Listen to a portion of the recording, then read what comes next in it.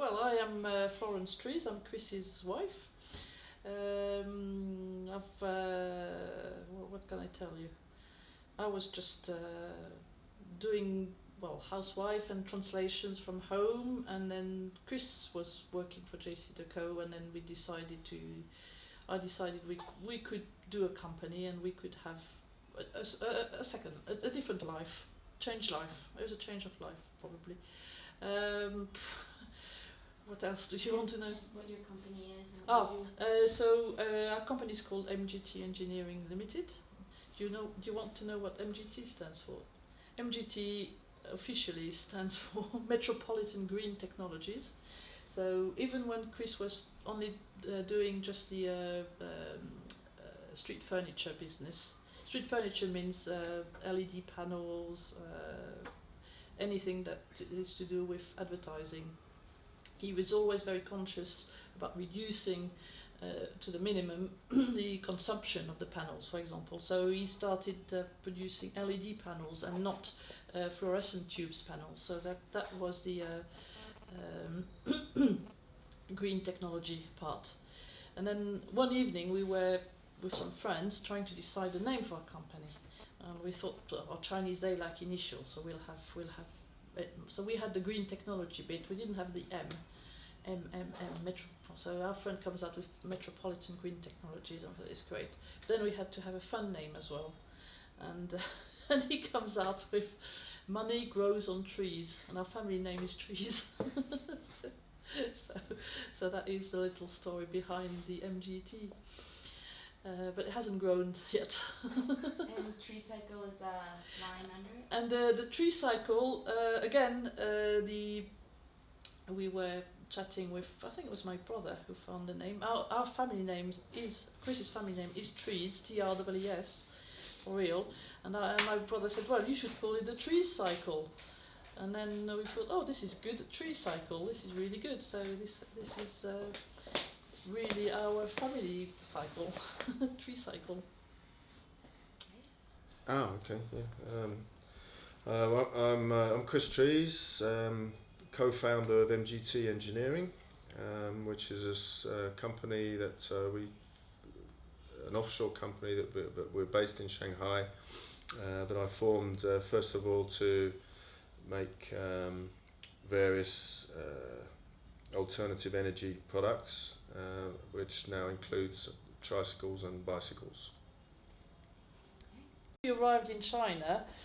Chris had always been a cyclist all his life, and me a little bit less, but also. And he discovered the bicycle with 3 wheels, the tricycle, and he thought, wow, this is great. So we went to buy one, and then we found out why it was not so popular anymore, because it had not evolved since the 1940s. It was still full, all the tubes were full, solid, steel, not stainless steel, steel, plain steel, and the brake is something you will see one outside. We've got one. The brake is only on the rear wheels, on one rear wheel. No brakes on the front, no gears, of course. So it's a very, very heavy thing, hard to pedal. Very convenient to move things in a town centre. What we were amazed at is to see the logistics in Shanghai. All the food comes onto these tricycles from outside. So the lorries bring all the food in these big markets, and all these little tricycles bring all the food inside. And this is great. And this is what in Europe we're going back to do, because our town centres are clogged with cars. And so we don't want the cars in the town centres anymore, but we still have to carry stuff. And these tricycles here, we bought one, and the lady says, oh, but I can't give you a license. You need a license to drive this tricycle. I says, why? Is it because I'm a foreigner? No, it's the government in Shanghai doesn't issue licenses anymore. So we realized that every time one of these guys who pedals is fed up with pedaling this very heavy thing and goes to a scooter or a truck or a small lorry, this tricycle is finished. He has got a license for it, but he cannot transfer it. It's finished. So no, there are some new tricycle and you can transfer your license onto it, but you need to have the license already. So she says, you're brand new to the town, you cannot have a license, full stop. So we thought this is really bad. And then we realized what the image this tricycle has. It's for the poor people. You cannot be seen. When Chinese people see Chris on his old Chinese tricycle, they just laugh, and they do accept it because he's a foreigner, but they don't think they will never ever go on one. So we, as our company was, we started a company on the street furniture, what Chris knew how to do best, his old job, and the tricycle was going to be the fifth wheel of our company, the fun project of our company. So in his mind it was sort of working. We need to design a really beautiful object, really high tech, and the Chinese are going to be so impressed by it. They're going to, even top people will want one because it looks really nice. And so that was always in the back of our mind for the first couple of years we were here. Just after about a year after we started our business, so we decided, well, might be difficult, but we might as well have fun. And we really decided to do the tricycle properly and started developing it in time for the 2010 World Exhibition.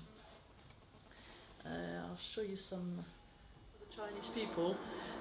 We are riding at the same speed as the other cycles, the scooters and the bicycles.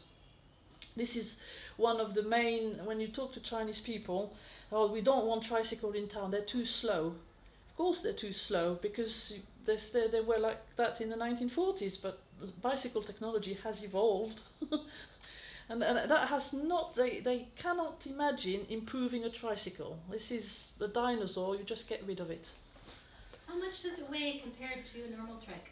It weighs, with the battery, the fully electric assisted one, weighs about 75 kilos.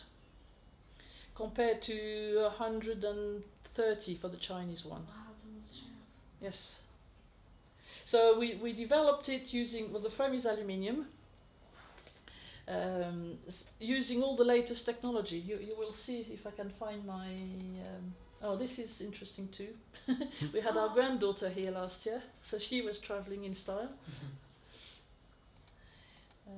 There she is again in there. This was right at the beginning, the first tricycle Chris bought, and we used it for a Chinese wedding.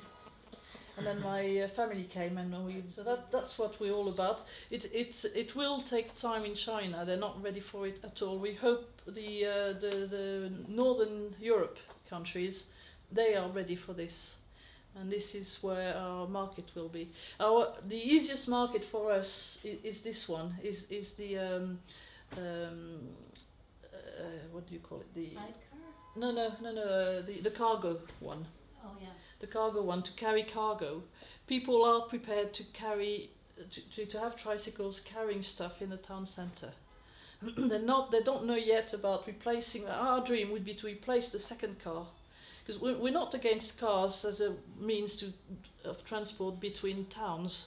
When you need to go from A to B, there's 400 kilometers. This is quite good, but in the town centre, the second car is ridiculous. People do what, 5 kilometers, 10 kilometers maximum with it, and they start it and get stuck in traffic. And so when I had children and they were little, you can't carry them on your bike anymore as soon as you have two. One is almost okay. You do try it at the beginning. You put the baby on the back and it's sort of, and it's quite dangerous. and then you give up and you go into a car. So we hope this is probably countries like Denmark and Germany and Holland, they will go for this style. When people see this one, they say, "Oh, this is for tourists. You should take it to a tourist park." But we say, "Okay, yes, it's good for tourism, but this is not the main objective. We did not do a tourist. It's too expensive for tourism." Chinese people will give you all sorts of stupid answers, like 1,000 RMB. In Europe, we decided to sell it around the same price as our main competitor, Veloform. And Veloform, it's this big white bubble. It's full of advertising, and it's just white plastic. It's attracts the eye, but there's nothing much to it. And they sell theirs from 9,000 euros. So we decided to go for about that price. It depends what equipment you take, etc. But in China, we've sold 3 or 4 now for 40,000 yuan. So which is we make a little bit of money, but we don't want to sell it. That is very cheap for what it is. But people don't recognize the value yet.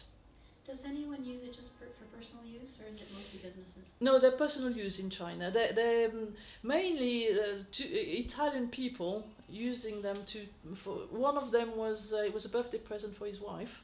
I think it was more for himself, but that was the excuse anyway.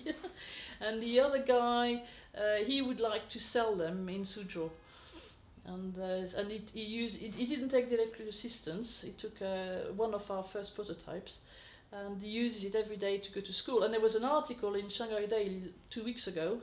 The TV in Suzhou spotted him and made a program, so it was all over internet in Suzhou, and then it came to Shanghai, and somebody said, "Oh, I saw you in the paper last week." Oh, so you sort of attract more and more attention. It's really nice. Do people get rebates? Sorry? Do people get rebates for buying sustainable vehicles like this? In China? I don't know. We are totally illegal in China. We are not allowed to ride in Shanghai. We get stopped by police and they get taken away from us. It's amazing. So they're far away from giving you rebates for this. So we are still in educating people, but really we should do it in another town. But this is where it matters. Really, if we could, how long is it since the expo? So almost 3 years, 2.5 years. We have not been able to approach someone in the government. They must know about us because we have been invited in many shows. We were on the expo to start with, invited by 3 pavilions, and we had one in there for 3 months. Really the first one. Then we have been invited by various universities, various shows. China Cycle Show invited us in 2011, gave us a big stand in the innovation. We won a prize. But still, we cannot get to the person in the government who can give us the authorization the license to ride it. But doesn't Chris ride them? Yes. And they've been taken away? Occasionally, but on the 1st of January this year, they decided to apply the road regulations to the letter. And up to now, we'd been tolerated. There were articles saying you're not allowed, but you're tolerated. And then suddenly in January, there was a lot of police around, and they were stopping all the cars and everybody, not just us. And we had 2 taken away from us. We got them back. We had to pay a very small fine, and Chris had to sign a document saying, "I promise not to ride tricycles in Shanghai again." And he crossed his fingers behind his back and signed it. And we got the tricycles back. But so we've met a lot of people, tried to help us. What I must say though, we do not have a Chinese company. We have a BVI company because we don't have much money. So we started small, and we are growing, but it's still just the 2 of us. Well, now we have a Spanish partner, so we might be legal, but to have a Chinese company, you need to have $100,000 in the bank to show them that you have money and you can survive. So we've never done that. We've developed the tricycle, and at the beginning we had a representative office, which means you are allowed to you have your visa basically. Now Chris has his visa for being advising and etc. So we don't need that company anymore, and we will have a Chinese company, but when the time comes, when the money comes in. Because China is where everything is produced. So China is where if we had this idea in Europe, there wouldn't be a factory opening their door to us. We are just two people with an idea, and the means to, and the creativity and the means to do it. I don't think we could not have done it in Europe. Here you can do it because you're European, so you have a certain authority. Chris knew many suppliers who trusted him for other projects, and they always think, well, he's a little bit crazy, but he's nice enough. We'll do this for him. And you're sure you don't want 500? No, 50 will do. We cannot afford more than 50. 50 is the maximum.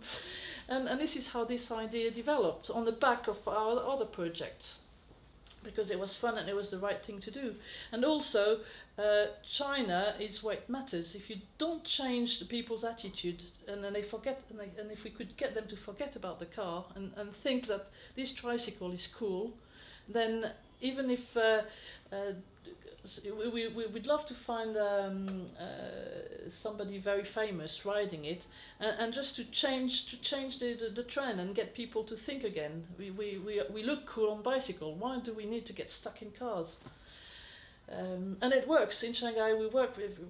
We go out around, and you will see that people in the Mercedes, in the big cars, they wind the window down and they go, "How beautiful vehicle." And then they look at you and wow, and it works. It really works. So this is why we do it here, because of the production is here, the manufacturers are here.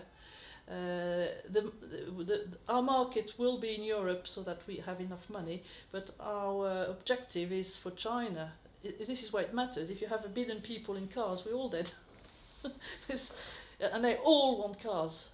When Chris started going to the factories, and they knew he's a director of a company now, even the people who knew him and had seen him cycling for a year before, said, "Chris, where is your car? You're a director now. You have your own company. You need a car." "No, I was cycling before. I'm still cycling now." And they look at you and, "Does he really mean it?" "Yes." But then they get surprised, and they start thinking, they understand, and they don't question it anymore, and they think it's normal, don't they? Yeah, and it rubs off as well. Yeah. And it rubs off. There's a Taiwanese guy who's been very helpful, and he largely missing the point, and in fact trying to mould demand to fit what exists, rather than to ask what is required and maybe produce alternatively. And one of the examples we came across is we were involved in a forum in the Philippines for Bradley, which is the contact, how the contact was made, and it was fascinating because there they have a real battle where they're trying to sort of sneak in sustainable transport almost through the back door. Which is completely in line with what's really happening already, like the rickshaws in the Philippines and in Bangladesh and places like that, which are employing thousands and thousands of people in a very environmentally friendly way, and just to give them a slightly better tool to use every day would be a massive improvement and impact on thousands, if not millions, of people. Whereas the main investment of the ADB, for example, seems to be channeled into basically spending money in some way related to the automotive industry or the mainstream transport industry. And we came across a particular guy who sort of ruffled our feathers. He had a project to put in these powerful electric vehicles, and when we said to him, "Well, they're okay. Maybe it's better than a 2-stroke engine vehicle, but what a shame to not use the human energy that's available instead of having this overpowered thing." And his answer was, "Oh, well, energy's so cheap anyway. Did you realise that coal-fired whatever generated electricity only costs blah blah, so so many whatever, so forget worrying about the energy Because it's cheap." Because it's cheap. But then the other things that we always sell or try to encourage is that it's not just the energy from a cost point of view. It's also if the energy is generated from from the human body. That's actually useful exercise that keeps people fit, and then there's the health benefit that nobody really puts a cost on. But in the UK, for example, they're starting to take that on board, and is that they're actually measuring the prevention benefits of cycling, for example, and there's health trusts and hospitals actually giving people bicycles because they realise that that can reduce heart disease, it can make people just a little bit more healthy, and therefore less risk and less costly to look after in a hospital. So instead of just throwing away all the for example the rickshaws in the places like Bangladesh, keep them exercising, but yes, maybe we don't want them to have an exercise which is so desperately hard it's borderline as to whether they can actually do it, and you see people having to push because the vehicle is just inappropriate. So if we can move them up a level from that, but not say, oh yeah, let's put them all in taxis, let's get them out of this unpleasant environment, whatever, stick them in a taxi, because the next thing we'll have a load of fat, unhealthy ex-rickshaw riders, and we're all wondering how we can solve their heart disease problems, or how can we solve obesity in Bangladesh. I don't think it's an issue for a long time yet, but ultimately obesity in Bangladesh would then be the next big challenge we're looking at. So trying to consider the whole as an equation, and we think that the vehicle that we've got is at least hits some of the right buttons, not all of them. For some markets, we've deliberately aimed at it being outrageously luxurious, to be honest, because that is a particular thing that we think is a worthwhile objective in China, where there is this obsession with wealth and with an outward display of wealth. So if you want to influence somebody and say, to drive this really cool, environmentally friendly vehicle, if they think that is the same vehicle as the person who's collecting the rubbish down the street, there's no way that they're going to even consider moving away from their Lamborghini or Porsche Cayenne or whatever it is that they've got their sights on at the moment.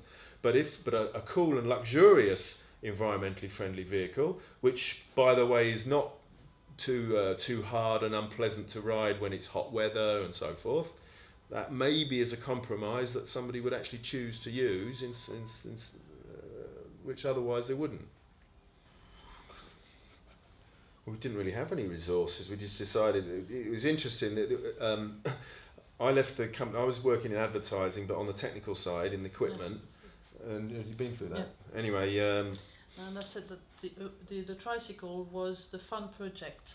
Yeah, the tricycle was a blue sky project to be financed by the cash cow of the boring stuff, basically.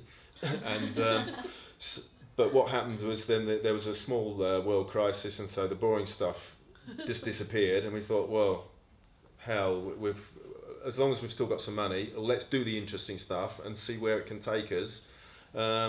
And if we have to leave China or whatever, or we can't finance it, so be it, but we'll give it our best shot. So, what was your question again?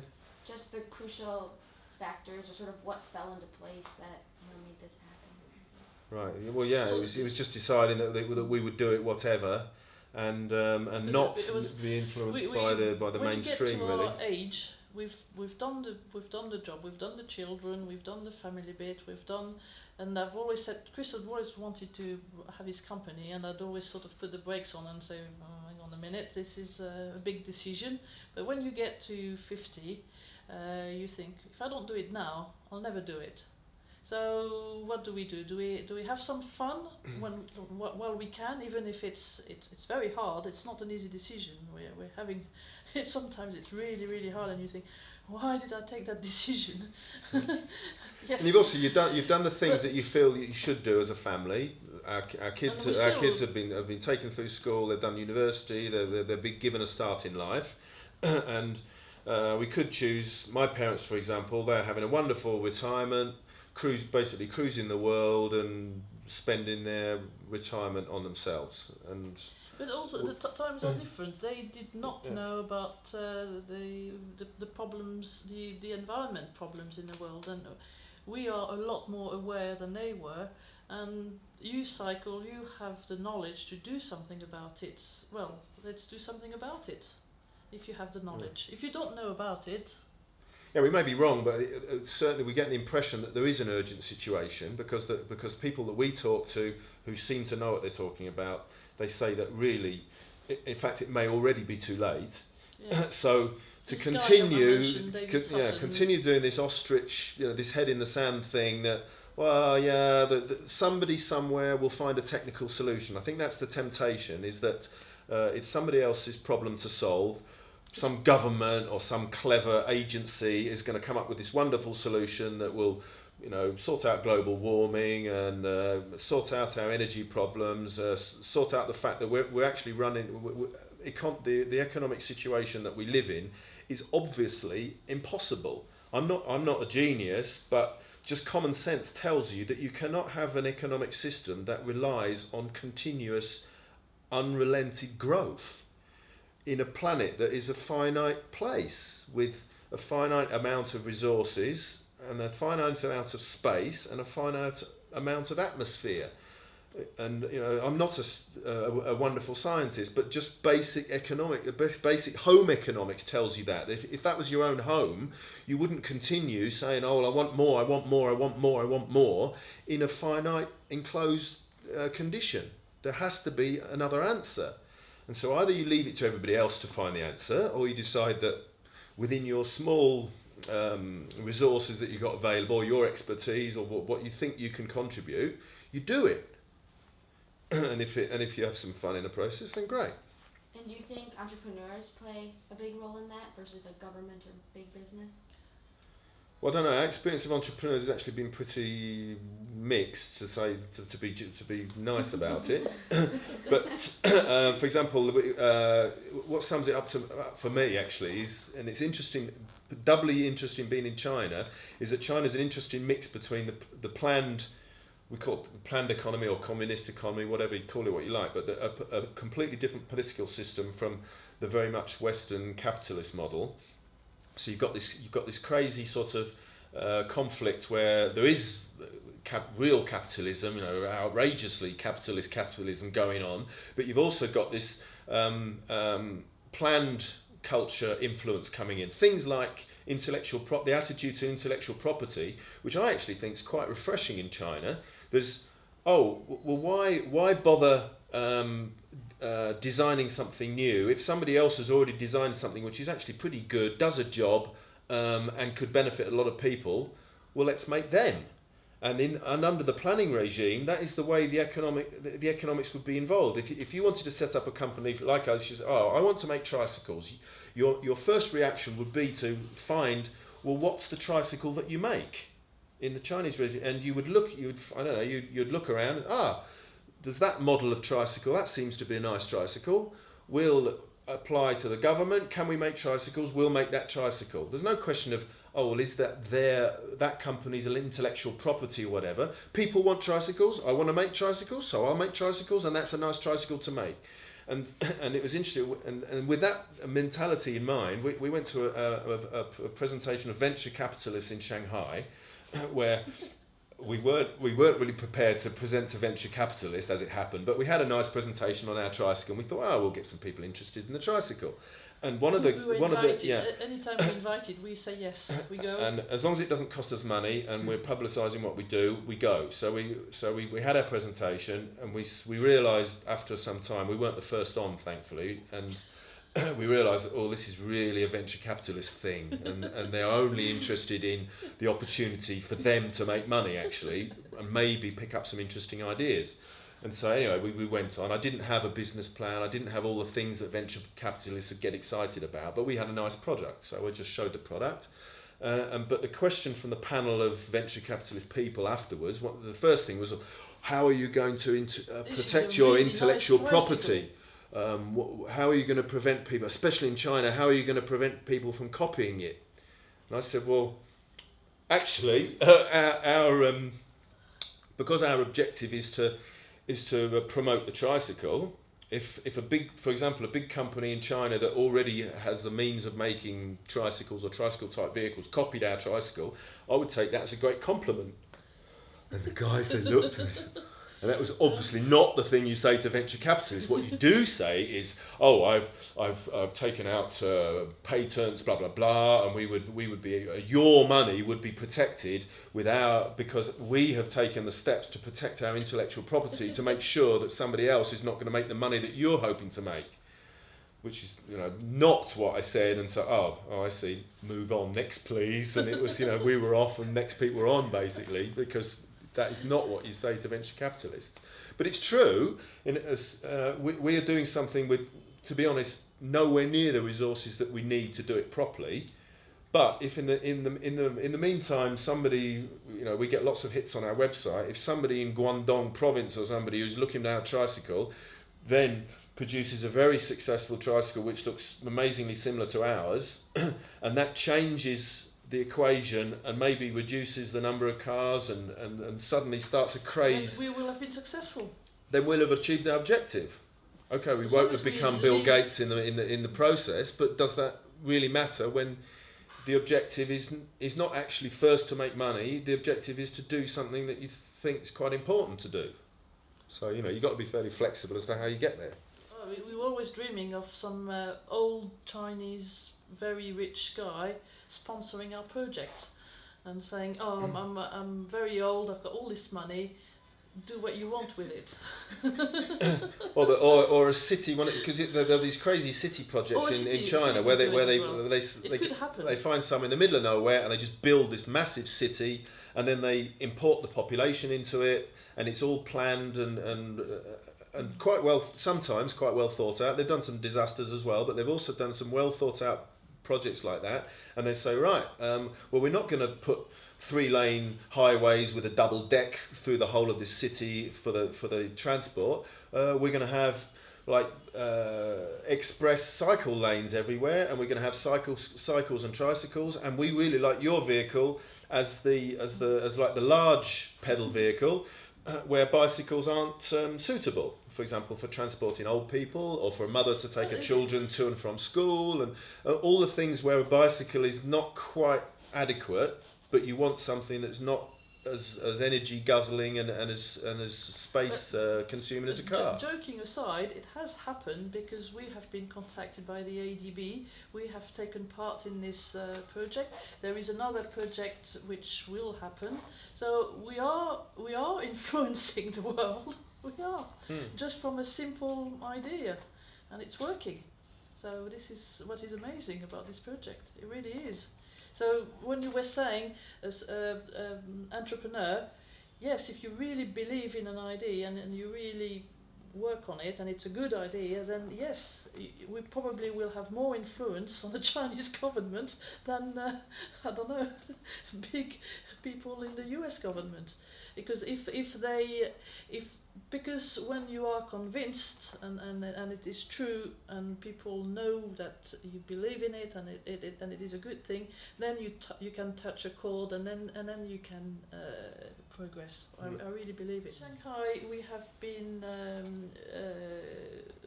having well, I can't speak anymore. The Fixie people in Shanghai, we have very good connection with them. So they are young, started by being young European people, but now a lot of Chinese as well have joined in, and we have done a lot of activities with them. And they're funny because we all started with the alley cat. Have you heard of the alley cat? I haven't heard of the alley cat. Oh, you've heard about the Fixies. Fixed gear bicycle culture. This took the cycling world by surprise, the Fixies culture. All the bicycle companies, they did not expect the Fixie to happen. And they started manufacturing Fixies when it was all over. Well, when it started. And also, because the big problem is because the whole of the fixed gear thing is essentially an individual bicycle, personalised with your own colours, your own accessories, and whatever. And that is a nightmare for the bicycle industry, which likes making things in minimum quantities of 500 of the same, if not 5,000 of the same. And to have a fashion which is every bike is different is a total anathema to the big industry, whether it of whatever type it is. So this whole fixie thing completely stumped the bicycle industry. Just by it was by chance. I was looking on the internet for something to do at the weekend, and I spotted this alley cat race happening. Do you mean the courier race, the alley cat? Yeah. Yeah. Yeah. We Yeah, had 'cause tons of them in Toronto. Yeah. Sorry. I Yeah, think the so- first yeah. one was the first alley cat ever was in Toronto. Canada, It and was one of the a guys friend in of mine Shanghai is a organized Canadian. it. Yeah. Anyway, and this Canadian guy organised this first alley cat in Shanghai, and we didn't have a fixie, and I sent him an email. He said, "Of course you can join as long as you have a bicycle." So we joined this first alley cat in Shanghai, and I did it on with my shopping bag, my bicycle, and Chris, you did it on the On the Chinese on a tricycle. Chinese tricycle, and and we did this alley cat with them, and then it was a great evening afterwards, big party, and you got lots of prizes for the most original racer. They invented a special category for me because they didn't expect anybody to ride a Chinese tricycle.